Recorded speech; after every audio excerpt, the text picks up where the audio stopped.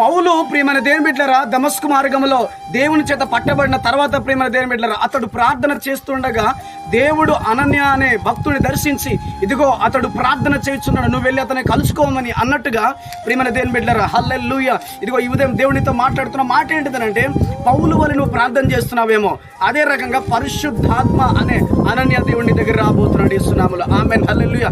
దేవుడే వచ్చి నీకు సమాధానం ఇవ్వబోతున్నాడు. దేవుడే నీ ప్రార్థనకు జవాబుగా ఒక వ్యక్తిని పంపించింది. నీకు ప్రతి డౌట్స్ దేవుడు తీసివేయబోతున్నాడు. ఆమేన్ హల్లెలూయా.